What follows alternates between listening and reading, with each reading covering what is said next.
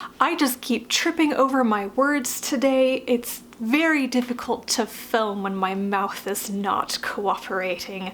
Let's try this intro one more time. Hello everybody. November is over, which means it is time for a nonfiction November wrap-up. I finished 6 nonfiction books in November. I DNF'd 1 and I've made it partway through 2 that I didn't have time to finish in November, but I will finish those soon. So today I'll talk about the 6 that I did finish within the month like I intended to. So the first one was probably the most delightful read of the month, and that was Women in Art, 50 Fearless Creatives Who Inspired the World by Rachel Ignotofsky. This is the third in Ignotofsky's series of women throughout history in different fields, and I loved it as much as the 2 previous ones, if not a little bit more maybe? I mean, I really loved women in science, but women in art particularly, it's just a fantastic subject for an illustrated book. And I loved reading this. I don't know that much about art, and almost all the women mentioned in this book were completely new to me, and I also felt like it was very international, which is something that I've been looking for more and more in books like this that feature a lot of important women throughout history. So I was really happy to see that it was quite a diverse selection of women, and it wasn't just women who drew, women who painted. It also incorporated a lot of modern art, sculptors, architects, textiles, industrial design, a lot of other things as well. So just the breadth of the art and the creativity in this was really fantastic. And as usual, I really enjoyed Ignotofsky's artwork. It is very vibrant and colorful and alive. It's also very stylized in a way that actually works for me.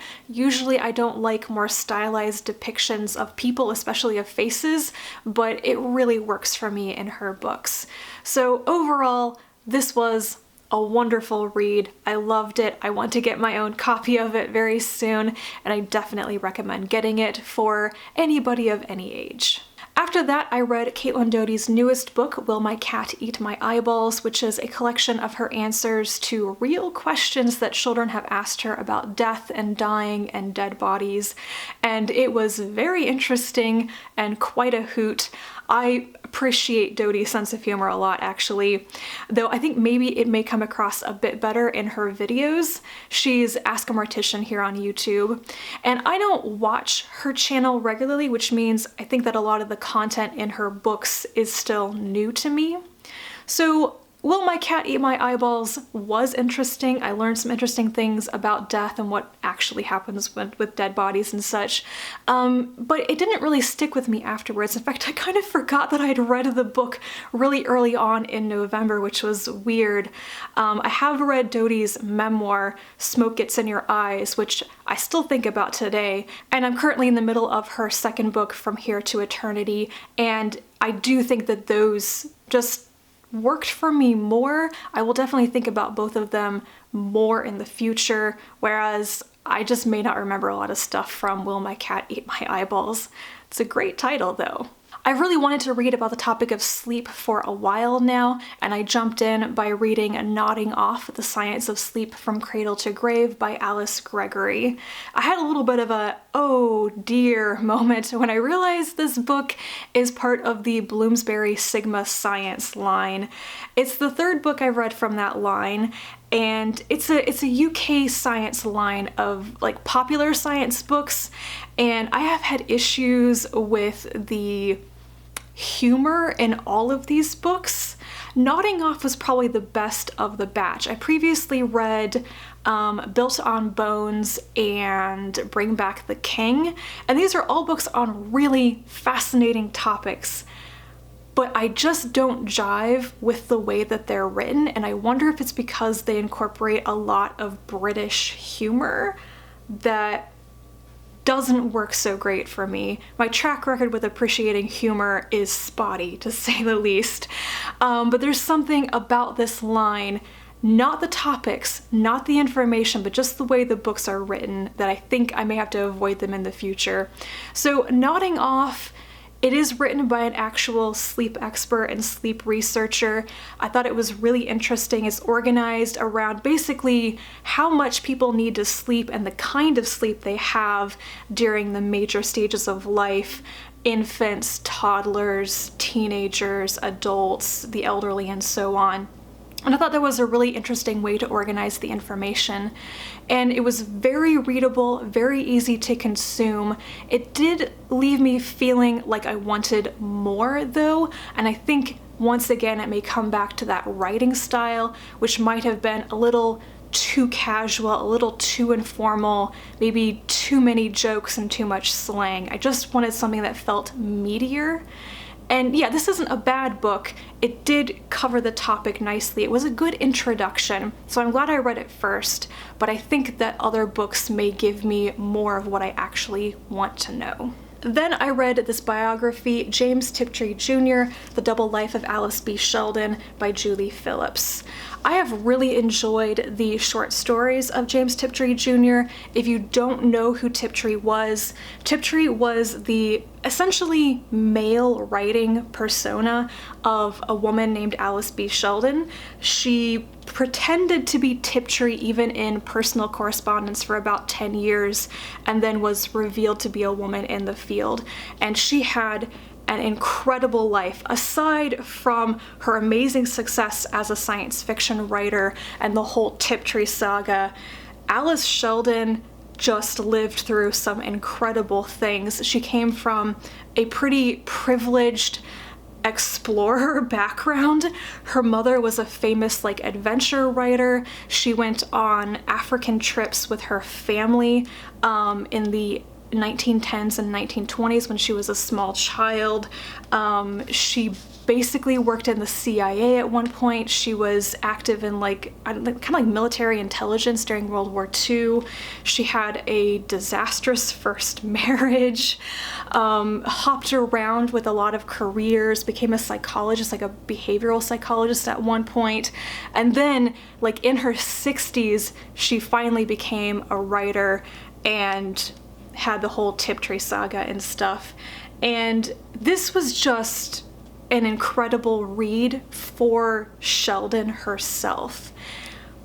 I don't think I really liked the way that Phillips wrote it, however. I kept thinking that Sheldon as a subject was great, but that as a subject she was doing all the heavy lifting and making the book interesting, whereas Phillips writing about it, her organization of the material, her analysis and presentation of this woman's life didn't really add anything to the overall experience. And that was disappointing because this biography has been praised a lot, and I just didn't like the way it was written that much. So I would recommend reading this if you have read the Tiptree fiction and you want to know more. I think that knowing about Sheldon's life really gives you new eyes on her fiction. It really explains some of what she was grappling with and some of the background knowledge that she brought, she really did bring to what she was writing. This really is worth reading if you are interested in Tiptree, in Alice Sheldon, in her fiction, but I don't know, if you're just picking it up to read a biography, I think it's not as good, if that makes sense. It's all about why you want to read it, probably. And it made me sad in many ways because I think essentially she was a woman, a person with incredible potential. She was so smart, she was so talented, she had so much to offer, and I think in many ways she was truly held back because she was a woman, because she felt she had to try to be a woman, and she was also held back, I think, by her own mental health and the circumstances of her family, the weight put upon her, the pressures put upon her, but mainly she was her own worst enemy in the way that she thought about herself and analyzed herself and wasn't treated very well for her actual mental and physical conditions, at least by today's medical standards probably. And it just sometimes seemed like such a waste of a life to me. And yet she also did achieve really great things during her lifetime. And the end, of course, is quite sad. So yes, that's this biography. I finally have it off of my TBR shelf, and it was a good experience to read it. And then the last two books are kind of depressing. The first one is The Uninhabitable Earth, Life After Warming by David Wallace-Wells. This book has been a bit of a bombshell in 2019 for people reading about climate change.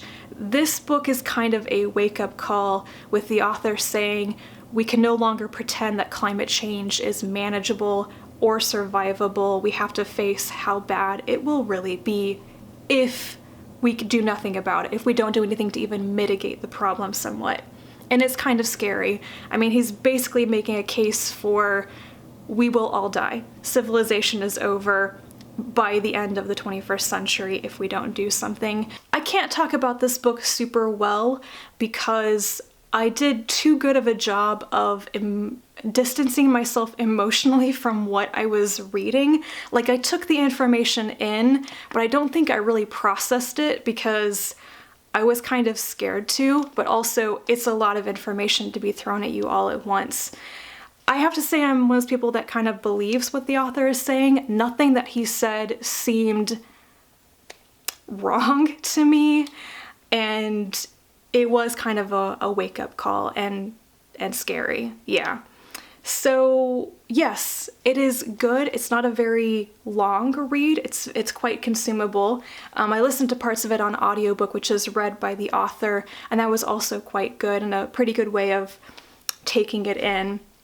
But I think this is one that I may have to reread portions of it in the future to come back and really learn what he's saying. And to cap that topic off, I listened to the audiobook of The Ends of the World by Peter Brannen. This book is about the 5 major extinctions in the geological record that we know about and what probably, or we surmise, caused those extinctions. And then at the end of each of those explanations, it comes back to the idea of, are we currently in the middle of a new extinction, the 6th great extinction? What have we learned about the past that allows us to see better what's happening now and to predict better what may happen in the future, given the impact that humans have on the planet right now? Now, I've read about the idea, that question of the 6th extinction before, most notably in the book The 6th Extinction by an author whose name I can't remember right now. Sorry about that. So what this book did that I don't think I've really read before is it really dives into each of the previous extinctions, and I frankly didn't remember that much about what caused many of them. Everyone knows, of course, about the one that was caused by the meteor and all of that, but there was some information thrown in about that particular one with like the Deccan traps and the massive lava flows and stuff that I had never heard about before. So what really happened in the previous extinctions is perhaps more complex than the narrative that many of us have absorbed just through popular culture, I suppose. So this was, I think, a pretty excellent book. It was very interesting. It was a very well done audiobook, and I wanted to just keep on listening to it.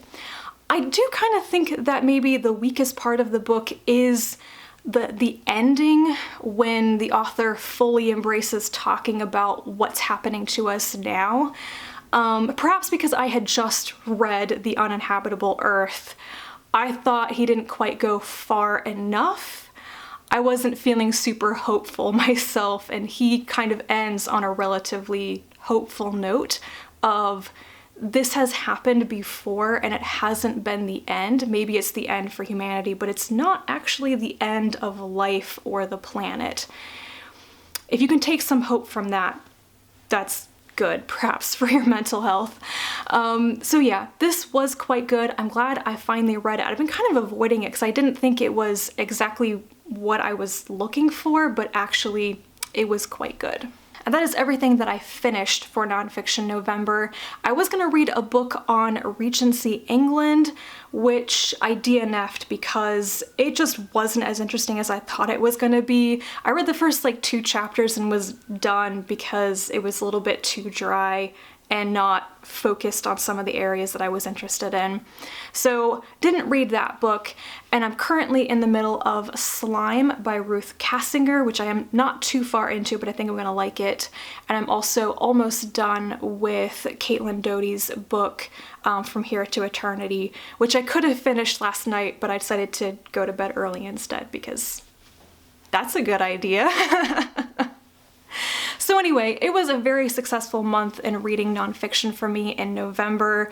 I was very glad to push myself a little bit and read nonfiction, especially because I've been feeling more like reading that near the end of the year rather than at the beginning of the year when I just wasn't feeling it. So yeah, overall, a success.